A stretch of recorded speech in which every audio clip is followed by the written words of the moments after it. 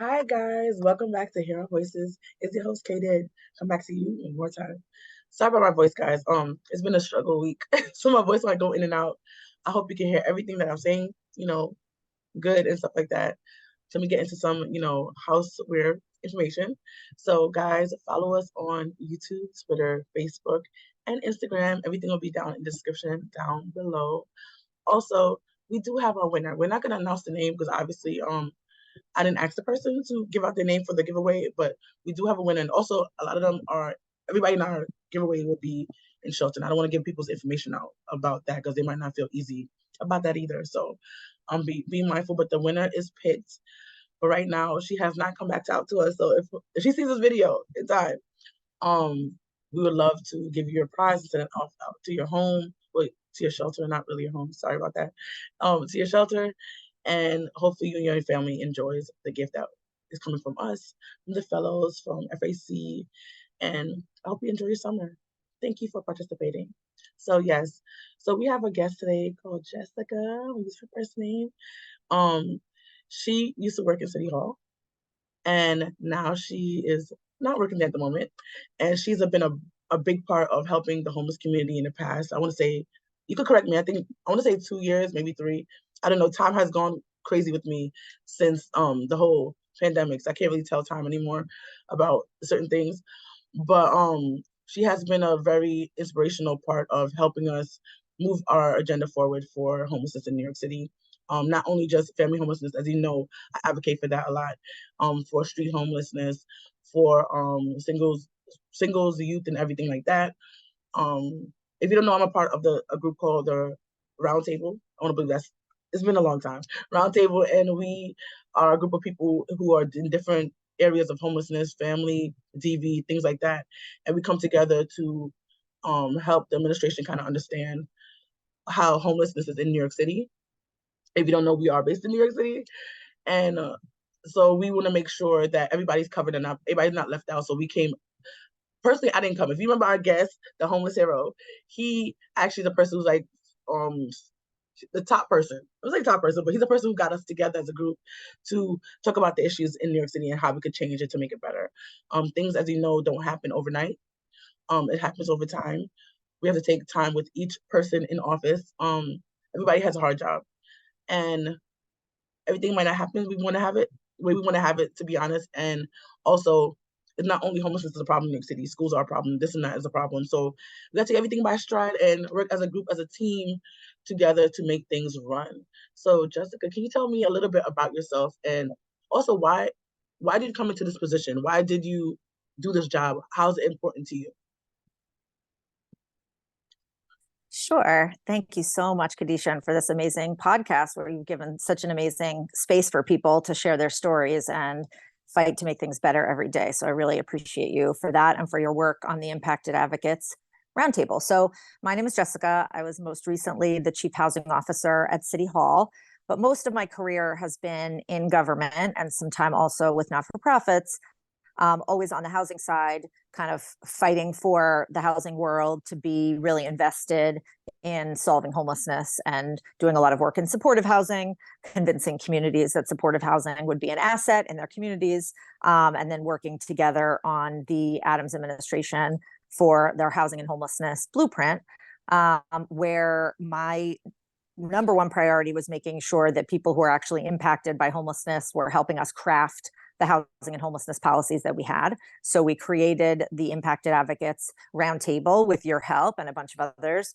and worked together. The mayor came to the very first meeting and we worked together to figure out what was working with the system, what was not working with the system, and just really wanted to hear from everybody how things were going, especially because sometimes in government we design programs that don't always work out the way we had hoped. And sometimes we miss steps that we don't understand if you're not walking in those shoes every single day. So really such a huge shout out and gratitude to the Impacted Advocates for doing such amazing work with us over the last couple of years. I think that's what's very important is that sometimes lawmakers, the people who are higher ups, most times they never actually experience homelessness or just in things in general. A lot of people are up there who never experience a lot of things that normal people like myself and even Jessica, because she's pretty normal, honestly. She's not like I want to say Beyonce or somebody like Oprah, who, well, Oprah's different because she came from a kind of a struggle. I think like Steve Harvey, I would say, because he came from homelessness into what he is now. A lot of people like to be in positions and then not actually understanding. They see the problem, but they never actually understand how it is to actually live through that problem. But yet they make laws and make different things to affect the people they're making who has the actual problem. So I'm actually pretty grateful for this group. Everything might not happen the way we want to happen, but everything I feel like happens for a reason. So I'm happy that we came together and we did what we did for the time that we had it in, because yeah, that's how it is. So out of all the accomplishments that you had doing your job at City Hall, what is your biggest accomplishment that you have? Accomplishment? I think frankly, the impacted advocates is pretty close to the top of that list. I think it's really important to hear from people who have experienced, it to help us figure out how to end homelessness once and for all. I think that's something that I got a tremendous amount of buy-in from the mayor to do. We also had an amazing partnership from Deputy Mayor William Sysom and Gary Jenkins, who also had a history of homelessness and living in shelter himself as a child. So I think we had a lot of good supporters to make sure that all the city agencies, DHS and HPD included, were really listening to the impacted advocates. And I think despite the fact that I've moved on to a different role, I don't think that that has to change. I really think that your guys' voices are going to continue to be a really critical impact. I don't think you can go back to the old way of not listening to people who have had that experience. So I'm really proud of that. I definitely agree. I feel like we all should, people who have experienced that particular problem or situation should always be the forefront. I'm not saying everything they might agree with us about, because it's a give and take kind of situation, but they should definitely always have people at the table who experience those particular things. Yeah, and I think I want to go just the way that you framed it just now, the way that you said people who have experienced that situation. I think the important thing that you learn when you're working with impacted advocates that sometimes people don't know if they're just working in this industry or look at it kind of as a business, is the way that you just phrase that. It's people who are experiencing a situation, right? It's not like a flavor of person. It's not like it's not something that stays with you for your entire life, and it's not the only thing that you are, right? You're also a podcaster, you're also a mom, you have all these other elements to your life and your situation, your personality, and having experienced homelessness is one of the things that defines you in life. I bet it's a pretty big one, but it's also not the only one. And I think that that's something that working with impacted advocates, getting your voices out, I think can help people see that this isn't like it's not a trick. We really do need your expertise to help figure out how to do this better, because homelessness is a really tricky issue. It's a really complicated problem to solve, especially in a city as expensive as New York. So I think making sure that people see it as a person who has experienced the situation and not a homeless person, I think is something that's really important. I think that nuance, like it sounds like it's just a little twist of language, but I take it really seriously. And I think it's really important to remind people of. So if you had to say one thing you kind of, I would say left undone, out of like, as I said before, she's not working at City Hall at the moment right now. Can you think of one thing you kind of left that you wish you have done, but you didn't get to do? Oh, there's so many. I have been working really hard on making sure that at HPD, the process of moving people into housing, getting a voucher, is as smooth and as fast as possible. So that is something that's ongoing work. It's going to take partnership from the state and especially the federal government. So I think I gave it a really good start. I launched the ship, but I think that we're still waiting to see some really strong results from that. When I started at the beginning of last year, the vacancy rate in supportive housing was like 14%. Now that's a crazy number. The vacancy rate in New York City is like is like 3 or 4%. The vacancy rate for apartments that are less than $1,500 is less than 1%. Here we had a 14% vacancy rate in supportive housing and tens of thousands of people living in shelter who desperately needed it. So it wasn't that there wasn't a line out the door. It was that we created a process that was really, really difficult for agencies. It was difficult for shelters. It was difficult for government staff. And most importantly, it was difficult for the people experiencing homelessness to wind their way through the system. So in the first year and a half of taking this on, we reduced the vacancy rate in half. Now we're at like 7 or 8%.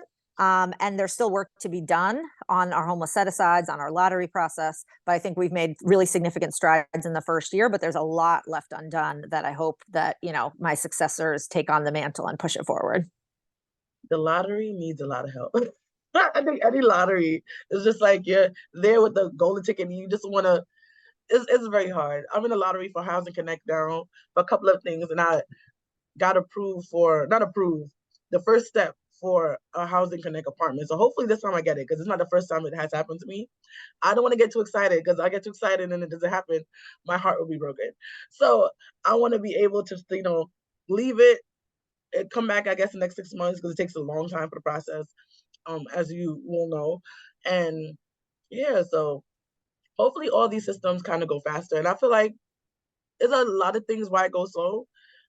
People not getting honestly paid enough. We don't have enough staff to go for those positions. And I think people don't think about that. We just want things to go fast, fast, fast. But if a person is physically not there and we don't want computers to actually take over the world, people actually need to be in those seats to do those actual jobs. So yeah, it's hard. For people like me who are trying to apply for all these assistants and HRA or housing, and it's like, why is it taking forever? Why is it taking months to get these things through? But yet there's no actual workers to do it, and a lot of times it's vacancies, to be honest. But honestly, before Corona, I feel like there's a problem, and now after Corona, it's even a bigger problem. So I don't know how we can help with that. Maybe putting more money in nonprofits and also paying our wage people who work those kind of jobs more money, I think will be the thing. But where is the money coming from? Because I feel like we always screaming money, money, money, money. But where's it actually coming from? Where can we get it together to the people who actually need it? It's a whole pipeline of problems. It's like homelessness, workers. You can't win. Like there's no direction to really go in. I don't really know, to be honest. But Well, so yeah, for example, I was working on housing lottery issues at the nonprofit I worked at before I came back into city government. And I was really proud when the mayor said, okay, you think you could do it better? Roll up your sleeves and come in and work this out with us. So I right. do think it's a really, really difficult time to be in city government, but it's a really important time to be in city government. So I think that for everybody who has a bunch of ideas as to how to do it better, I think public service is a really valuable way to contribute. And I really want to kind of lend my support and gratitude for everybody who's working in city government right now and everyone who's a frontline social worker right now who's doing these kind of jobs, because they're really, really hard to do. And it's really, things are going to fall through the cracks on any given day. So there's a million improvements that we can make, and everyone just got to wake up in the morning every single day and figure out how to make the world a little bit better in some of those really tricky systems. That's the problem, though. Is because some of these jobs don't pay enough.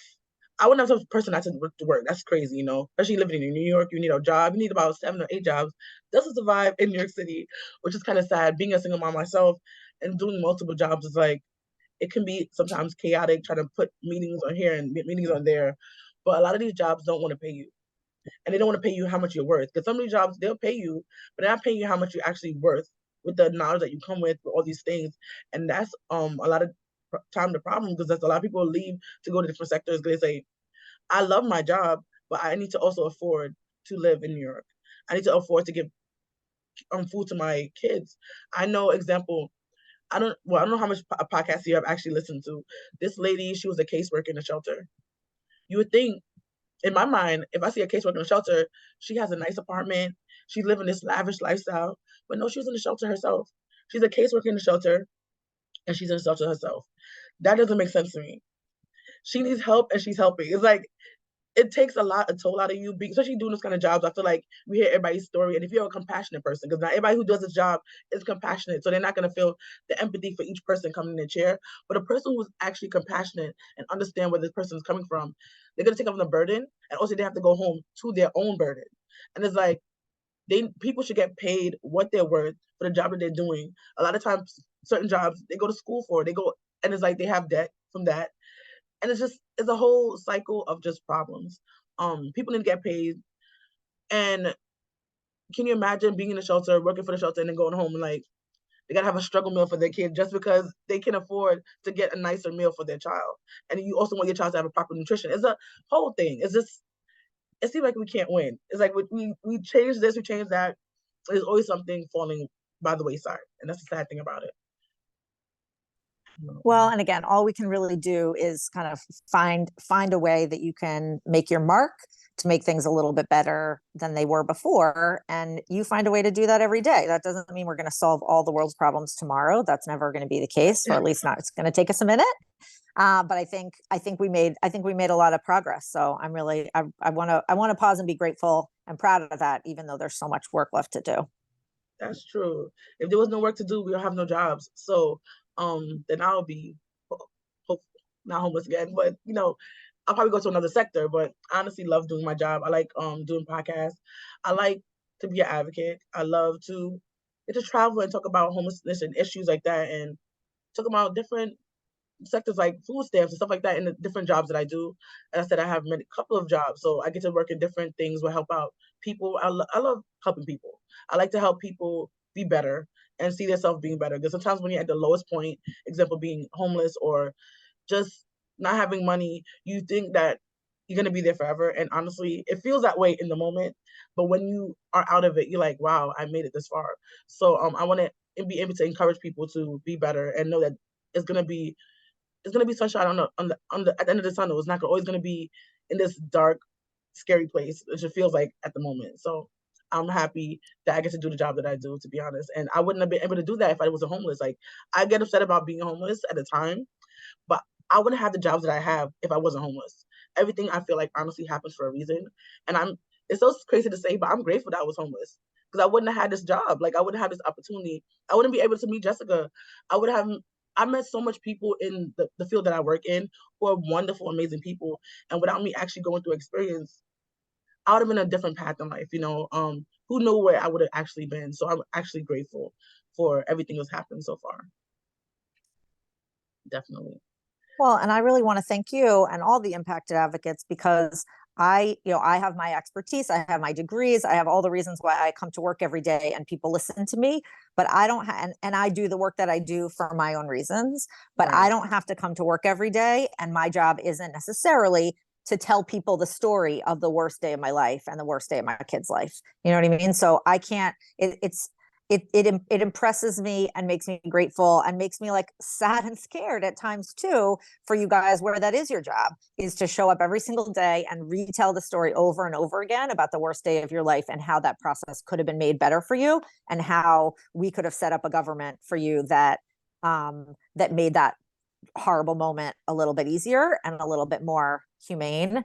And I'm sorry and I'm grateful that that's asked of you. And I just really want to thank all the impacted advocates, that I know that job is not easy. And that's the job that you've taken on for yourselves in order to make other people in that same situation's life a little bit easier. Thank you for having us. I have a question. If you had like a magic wand, right, to solve homelessness, I would just say New York. Probably your country is too big, in New York City. What were things you put in place to kind of change all that for a lot of people? And yes, I'm gonna leave it there. I'm not gonna give you some answers. I feel like you could do this. You have it. You have the ideas. Housing supply, housing supply, housing supply. It's kind of that simple. And where it becomes a little more complicated is, we say housing is a human right a lot. That's something that we talk about. But what would it mean for that to really be real and not just like a slogan on a t-shirt? You know what I mean? So we say that housing supply is important. We say that housing is a human right, but that means you got to have housing in order to have housing be a human right. So now it gets tricky, because what we also want is for individual neighborhoods to decide for themselves who's in charge of being the gatekeeper to say what people can come into this neighborhood and what people can live here. And we want to be able to have that community input. Well, I mean, but then that's not a human right anymore, right? Then it's no longer a human right if you're saying it's a human right, but let's just ask these other people whether or not it's okay for Jessica or for Kadisha to move into this neighborhood to be able to have a roof over their head. So I think the democratic process meets housing as a human right is a really tricky public conversation that we're only really just now beginning to have. I also think that if you talk about homelessness as being a housing problem and housing as being a human right, then now you got to really face some structural issues about housing supply overall. And even something like the Department of Homeless Services, right? So we're going to provide services to the homeless, which is a phrase that I don't that kind of suggests that if you're experiencing homelessness, that there's something that's, there's something that got screwed up in your life, or that you screwed up, and that we need to provide you some services to help you to like rise to the occasion to not be homeless anymore. Well, that's not really what it is. You can't, 9 times out of 10, it's just that you can't afford an apartment. And frankly, it's a miracle that so many people who are on the brink of homelessness don't become homeless themselves. Like, we have record high homelessness numbers. Frankly, it's a miracle that it's not 10 times that. And that's just a testament to the kind of grit and, ingenuity of tens of thousands of extremely low income people in New York, that people are finding a way to make it work and not enter a homeless shelter. So that's a day by day struggle for a lot of people, some of whom end up in shelter, and many of whom, get the luck to not end up in shelter. So I think looking at it as a homelessness problem, you would no longer say like, oh, what service can I provide you? And it's like, no, you can provide services on your own. You can get your own services. If we put a roof over your head, we'll be able to help you solve your homeless problem and find you a home. And then the rest of it kind of becomes much easier. So it's a little hard to benefit. I think it's hard to benefit from services when you don't have a stable roof over your head. So I would argue, do the services once we found you a roof over your head, and then see what you need. So I have a question, because if anybody who's watching this, we have 5 boroughs. And if you're not from New York City, I say that because some people who do watch this is not from New York or from New York City or even from this country. So we have 5 boroughs, which is Long Island. Oh my God, Staten Island, sorry. We have Brooklyn, we have Bronx, we have Manhattan, we have Queens. And each borough has a different flavor of how, honestly, structured. I feel like Queens have the most houses in my mind. I could be totally wrong. Brooklyn, Manhattan, I feel like the Bronx has like most of the buildings and stuff like that. Queens is the biggest borough out of all of them. If we just say build more houses, that means we're gonna be taking, I feel like we still have land left over no matter what. But what do we take? Just building more buildings for us to be more overpopulated? Or would we be putting it in a place like Queens where have less like buildings compared to houses, because they have more houses over there. There's more, in my mind, I say urban. I grew up in Queens. I grew up in a house. And so when we doing it like that, like say some of these houses have to go and put buildings there, or do we have enough space to put buildings where we have lots now to house people? And also I'm thinking in my mind, the influx of people, the migrants who are coming in, do we have enough room for them to be here also? If we think about, I'm thinking about square footage in New York, because New York right now, without adding anybody else, we're very populated. Even with all the deaths in Corona, I couldn't even see the difference because we're so populated. That's how bad it is. Like, to say it like that, I really couldn't tell after then and now the difference of population, because was just so packed into one small area. New York is not that big. It's big. New York City is not that big. There's different New York City than New York State.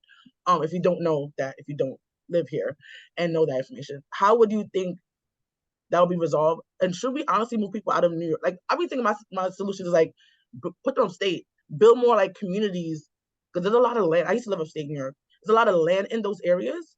So could we build communities so people can move up there, or would that just be too much? And I'm also in my mind, I know there's a lot of questions. In my mind, a person like me would never want to leave New York City because it's too comfortable here. And I love the lifestyle of here. And my eyes are horrible. So if it doesn't have a same feel and same bus route and same trains like New York, I can't get around because I can't drive. So that's my thing. I know that's a lot to unload on you and to make you answer, but I think you got this. So yeah. So, people love living here. This is a world-class city. So people are moving here regardless. Right. We ended up growing. People thought we were going to lose population over the pandemic. We did end up actually growing. People continue to really want to live here. And as you said, really love the lifestyle, love being car free. It's actually more environmentally sound to have people living densely in cities as opposed to kind of the urban sprawl and suburbs that we've been used to. So it's actually good for the environment to keep densely packed cities. That doesn't mean that building more housing is going to look the same in every neighborhood. In some places, it means turning your garage into a studio apartment. In some places, it means, like in Midtown Manhattan, there's a rule that says you can build a 40-story office tower, but you can't build a 40-story apartment building. That's a rule that we made when our own state government that says that in Midtown Manhattan, you cannot build a 40-story building for this purpose, but you can build a hotel, an office building, a school, anything else for that tall. So we're not even talking about building bigger buildings or more buildings in some cases, just about changing our rules so that more people can live here. We also have rules about, we basically outlawed SROs. For many years, the solution to homelessness in New York City 100 years ago was build these SROs and YMCAs and things like that, where people could come and have a room. And that's against the law now. So we got to get back to a place where we can build the kind of informal housing stock that would allow people to like keep a foothold in housing and not fall into homelessness. Got it. I think people might not be, for example, I might not know every word you're saying. People who are listening doesn't know everything you're saying, right? But can you break down what an SRO is so people can understand what you're saying? And, yeah. Yeah, SRO stands for single room occupancy.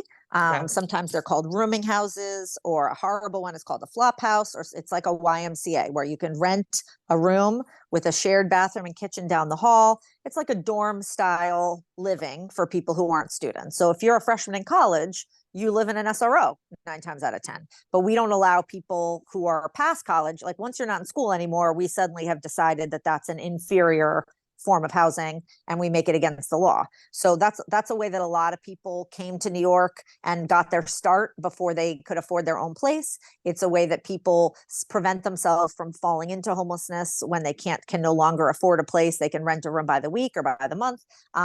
And it was also a place where people found a lot of community. Now it's not a perfect housing model, but it stopped a lot of people from being homeless. And we basically created all these crazy rules that make it against the law now in New York City. And that's been a real blow to our ability to prevent homelessness in the first place. That's interesting. It's so weird to me because right now becoming more technology based. After Corona, we saw that we could actually work from home. Some people might not be as productive as others, but the point is that a lot of people can work from home. So in my mind, I would think we don't need as much office space. That's what I personally think. I think employers, I'm not saying every single job, because I'm not going to say a doctor should be working from home. That's just ridiculous. But certain jobs who just are always in the office, they can take up less space, office space, and have people working from home more, so we could honestly do more housing. Like that's my personal thing, especially in New York City, especially with the homeless population being on the street and all these things.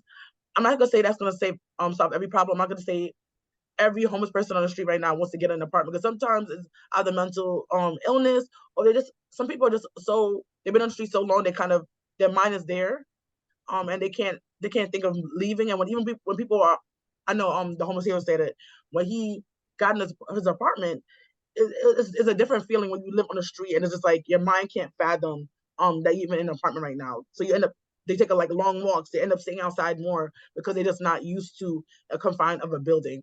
So I know it won't solve every problem, but I feel like they should have people in offices take up less space, people work from home. Honestly, I feel like probably be less stressful. Because sometimes working with people can be a lot.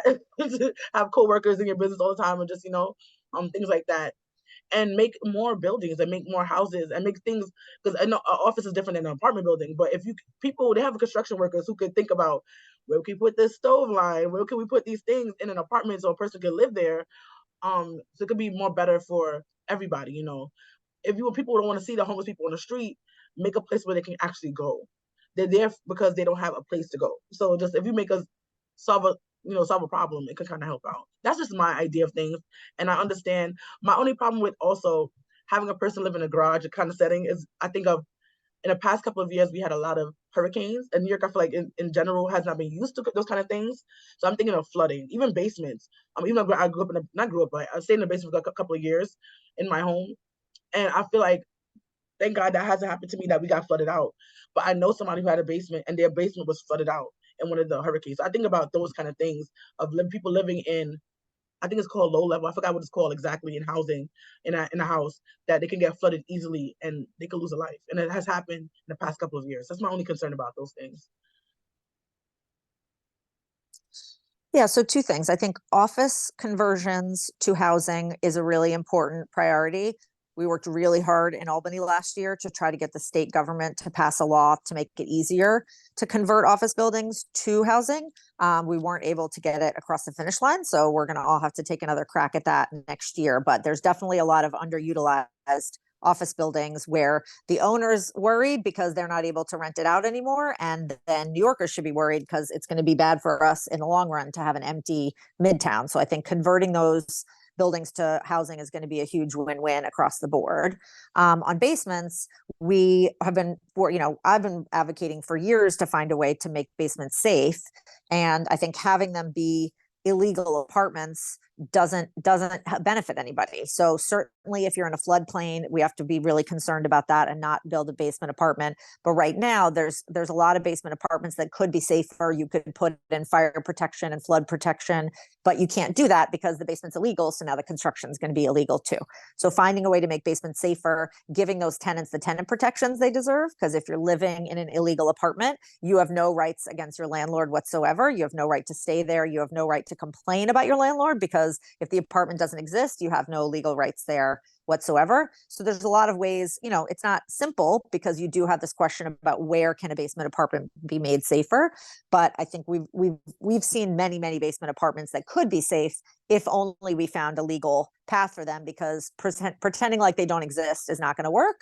And like you said about offices, pretending like the world of work and the world of office workers in Manhattan is going to be the same going forward as it was before the pandemic is just really foolish. So we got to figure out a new plan for some of those buildings, and housing is a perfect opportunity. That's definitely true. I think all of those things where they put in place could definitely work for the people of New York City. And honestly, I feel like if we use it here, they might be able to use using California and Chicago, places where it has very high homeless population. I'm just trying to leave out the other states or nothing, but we do have a problem in these bigger states, and people tend to come here because we have more of an open door policy and things like that. So I feel like if we did those things, it could definitely cover a basis of people and be able to help out a lot of people and help out families, help out. I'm not going to say only just families. No, a lot of people are out there homeless who are not families, and they deserve the help as anybody else who is in a family. Who I don't. My head is like to divide things, so I always want, no matter who you are or where you're from or anything like that, to get the help that you need in a shelter. So, or shelter or on the street or things like that, overcrowding. So that's my whole gist of things. But do you have any? Yeah, and I think that's another language thing that I want to call out as well, where we talk about homeless singles versus homeless families. So I never really liked that distinction, because just because you live by yourself doesn't mean you don't have a family or that you're not a family. In fact, sometimes you have kids and you can't live with them because you have no place to stay. So I think it's important to really look across someone's whole life, and realize that, just because you live by yourself, I've lived by myself for many years, and when that was the case, that didn't mean that I didn't have a family. It just meant that I was living by myself at that time. So just trying to figure out what's going to be a solution for all different kinds of people and situations. If a person wanted to get involved in changing the narrative or just changing homelessness in New York City, what's the first area you think they should go into to kind of help with that? Ooh, join a community board. Call up your borough president and apply to be on a community board. So community boards are these amazing organizations. There's like 50 something of them all across the city. And every time there's a new housing development that comes up or a new building that's being built, the community board votes on it. So at any given neighborhood, there was a community board of about 50 people and they decide. So my dream would be that it's not just, kind of comfortable, stably housed people that sit on those community boards and make decisions about what happens to the future of their neighborhood from their perspective, which is typically going to be to keep things the same. I would love it if somebody who was like, well, wait a minute, what about the people who are going to live here in a couple of years, or who are desperate to live in this neighborhood, or who have no place to stay at all? How would our decision-making process be different if all of, if community boards were represented by people who didn't have a place to stay right now and weren't coming to those meetings from a place of, comfort. I really love a good community board meeting. I've spent many years of my career kind of duking it out, and we see a lot of community boards who make projects stronger. But I do think that what we hear less often is the voice of people who are not stably housed or not housed at all in those discussions. Got it. I understand. But we have come to the end of the podcast. Thank you so much, Jessica, for what you do and how you help our community and think about, is it still mine? I feel like, should I say still mine if I'm not in it, but the people who I have left behind kind of in a way, either way it sounds bad to me. But I'm happy that you're helping out the neighborhoods and the people and just making a difference. That's all that matters. If you're here, you're not making a difference in life, it doesn't make sense. But if you're here making a difference and making a change for the better, not the worse, I thank you for the job that you're doing. And you did, and you're going to continue to do. Yes. Thank you so much, Kadisha. This is an amazing podcast. What a great space to raise up people's voices, and I'm really grateful to be a part of it. Thank you so much. Guys, follow us on Hear Our Voices, all the platforms. We're going to be having a giveaway coming up. So if you want to stay tuned, I advertise it a lot, trust me. And also we have the Spanish podcast that comes out every fourth Wednesday of the month. So check that out. Well, Lord, and you see her on here before. We have talked about the Spanish podcast. If you're a person who wants to be a guest, I forgot about that. If you want to be a guest, or you have resources that you would like to give us, we would love to have them, guys. See you guys next time. Bye.